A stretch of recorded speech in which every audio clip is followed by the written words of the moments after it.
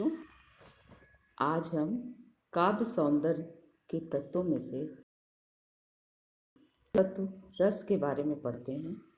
तो आइए सबसे पहले हम जानते हैं रस की परिभाषाएं। बच्चों, परिभाषा पढ़ाने से पहले मैं आपको बता दूं कि आपकी के कोर्स सामान्य हिंदी में केवल 5 रस हैं: श्रृंगार, वीर, हास, करुण और शांत। इनके अलावा किसी भी रस के बारे में आपको नहीं पढ़ना है। तो आइए सबसे पहले हम जानें रस किसको कहते हैं। संस्कृत में रस शब्द की व्युत्पत्ति रसस्ते असो इति रसा के रूप में की गई है, अर्थात जिसका आस्वादन किया जाए वही रस है। परंतु साहित्य में काव्य को पढ़ने, सुनने या देखने में जो आनंद प्राप्त होता है उसे रस कहते हैं। सर्वप्रथम भरत मुनि ने अपने नाट्य शास्त्र में रस के स्वरूप को स्पष्ट किया था। रस की निष्पत्ति के संबंध में उन्होंने लिखा है: विभावानुभाव व्यभिचारी संयोगाद्रस निष्पत्ति, अर्थात विभाव, अनुभाव तथा संचारी भाव के संयोग से रस की निष्पत्ति होती है। रस को काव्य की आत्मा कहा जाता है। तो बच्चों, सबसे पहले हम जान लें कि रस के कौन कौन से अंग हैं या किन भागों पर रस जो है आधारित होता है। तो सबसे पहला भाग है स्थायी भाव, विभाव, अनुभाव और अंतिम भाग है संचारी भाव, अथवा इसको व्यभिचारी भाव भी कहा जाता है। स्थायी भाव बच्चों हम पहले जान लें कि किसको कहते हैं। स्थायी भाव किसी भी सहृदय व्यक्ति के हृदय में सदैव विद्यमान रहते हैं, जो उचित अवसर पर जागृत होते हैं और पुष्ट होकर ये रस के रूप में परिणत हो जाते हैं। तो बच्चों, स्थायी भावों की संख्या 11 है। ये हैं रति, शोक, उत्साह, आश्चर्य, निर्वेद, हास, क्रोध, भय इत्यादि। बच्चों, अब जान लें कि विभाव किसको कहते हैं। वे कारण जो दूसरे व्यक्ति के हृदय में स्थायी भाव को जागृत करते हैं। यह 2 प्रकार के होते हैं: आलंबन विभाव और उद्दीपन विभाव।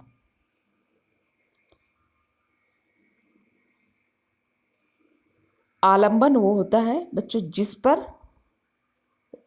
को देख करके किसी के मन में कोई भाव उत्पन्न हो।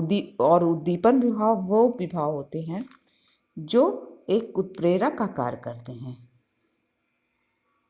अनुभाव वे भाव जो विभाव के बाद उत्पन्न होते हैं, अनुभाव कहलाते हैं। अब बच्चों जान लें संचारी भाव किसे कहते हैं। संचारी भाव वे भाव जो स्थायी भाव को अधिक पुष्ट करते हैं, संचारी भाव कहलाते हैं। आचार्यों ने इनकी संख्या 33 निश्चित की है, जैसे निर्वेद, आवेग, दैन्य, जड़ता, मोह, हर्ष, लज्जा, विषाद, चिंता, चपलता इत्यादि। तो बच्चों, आपके कोर्स में के अंतर्गत श्रृंगार, वीर, हास, करुण और शांत रस हैं। तो सबसे पहले बच्चों आइए श्रृंगार रस की परिभाषा जानते हैं। श्रृंगार रस जब नायक और नायिका के मन में रति नामक स्थायी भाव, विभाव, अनुभाव और संचारी भाव से संयोग करता है तो वहाँ श्रृंगार रस कहलाता है। श्रृंगार रस के दो भेद हैं, संयोग श्रृंगार और वियोग श्रृंगार। बच्चों, संयोग श्रृंगार के अंतर्गत नायक और नायिका के मिलन का वर्णन होता है। बच्चों, आइए इसका एक उदाहरण देख लेते हैं। दूल्हा श्री रघुनाथ बने, दुल्ही सी सुंदर मंदिर माही। गावत गीत सबे मिली सुंदरी, वेद जुआ जुर विप्र पढ़ाई।